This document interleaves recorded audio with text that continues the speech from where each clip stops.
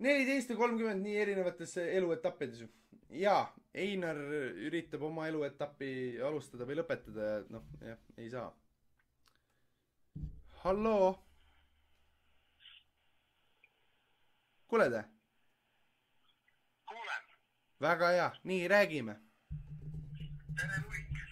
Nii. Ma vaatasin teie seda battle'it seal. Nii. Ja ma annan sulle nagu selles suhtes vähekene nagu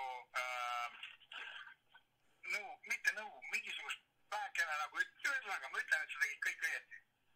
Ma tegin see nädalavahetus kuradi striimi ja ma üritasin selgeks teha noortele eriti, et lõpetage see kuradi kassimine ära nende vandenõuteooriatega ja eriti selle fucking lameda maaga, vaata.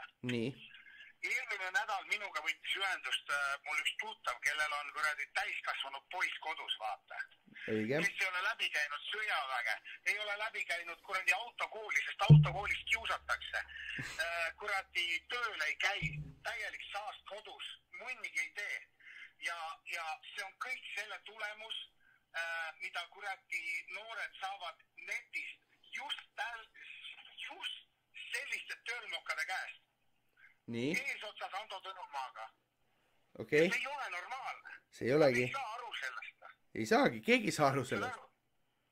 Nad tegelikult see on debiilsus, vaata. Nad peaks aru saama, et nad on influencerid, on ju. Okei, me kõik ropendame netis ja mida iganes, vaata. Ja. Nüüd me jõuame selle alaealiste nikkumise juurde. Just.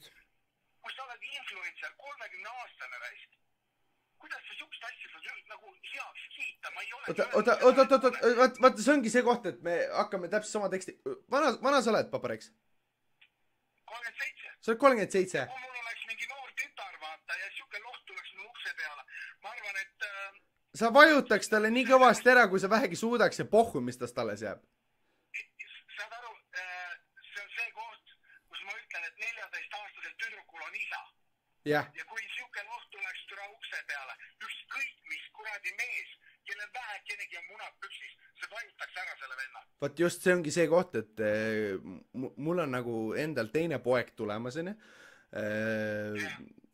oleks ta tütar ja niikuinii ma lähen kettasse juba siukse jutu peale, kus mingi 30-aastane meesterahvas räägib mulle, et see on okei, kui ma lapsi nikun, vaata. See on see, et ära pane mulle sõnu suhu, et ma vägistan lapsi. See ongi fucking kuradi vägistamine, kui laps ei suuda enda eest mõelda. Seadus ütleb, ükskõik mida seadus ütleb, kui öeldakse, et kuradi 12-aastased võivad panna. Kui seadus ütleb, et 12-aastased võivad abielluda, siis inimlik see ei ole ja iga inimene saab aru, et nii ei tehta. 18-aastane paneb kotid sappa 14-aastasele. Siuksele vennale tuleks kuul pähe tõmmata nagu. Täpselt. Sest tegu on lapsega, kes ei oska mõelda veel.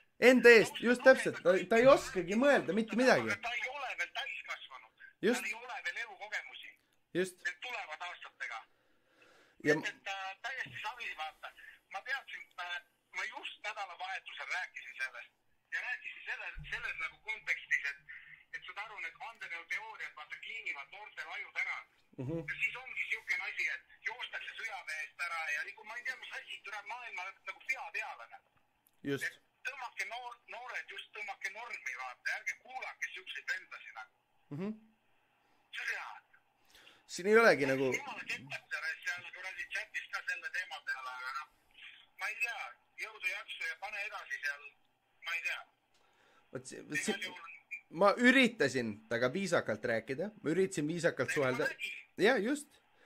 Ja inimesed, minu enda vaatajad surusid mind, et türa nahku, sa nii kuradi rahulik oled temaga. Ma lihtsalt suhtlesingi viisakalt. Ja vaat see ongi see koht, ma riskin enda nii-öelda seda striimi karjääri sellega, et ma olen viisakas kellegiga, kes minuga võtab kätte esimesel võimalusel hakkab vastu suruma, sellepärast et no, Einar Kuusk on surnud olnud juba viimased 5 aastat. Ta ei ole mitte keegi olnud viimased 5 aastat. Vaata, ma tegin selle mingisuguse nagu reakti selle... Ma vaatasin seda, jah. Saad aru, kurat, tema nagu... Kurat, mida ma see... Oota, ma tahtsin selle kohta nüüd öelda. Mis asi ta selle istoga on?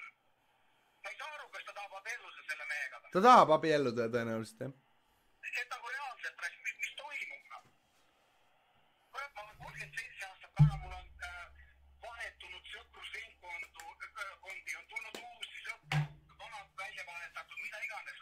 Üle 30-aastane mees käib kuradi nutab pistot taga ja nagu what the fuck is going on nagu. Et see ongi see, et ta ongi 30 ja ta ei saa sellest aru, et ta on 30. Ja kõik, kes julgevad talle midagi öelda, siis tema enda streamis sükene jälgija nagu Merle Aus, ta kindlasti sind ka jälgib. Merle Aus, kas ta on sinu tuttav või? Ei, ta on lihtsalt jälgija, ta jälgib meid, vaata. Ta on mul ka käinud päris palju. No vot, tema pani mingisugust teksti sellele Einarile ja Einar ütles talle lihtsalt otse nagu seal oma laivis, et sa mine ime neegrit türa ja pani talle bloki peale nagu.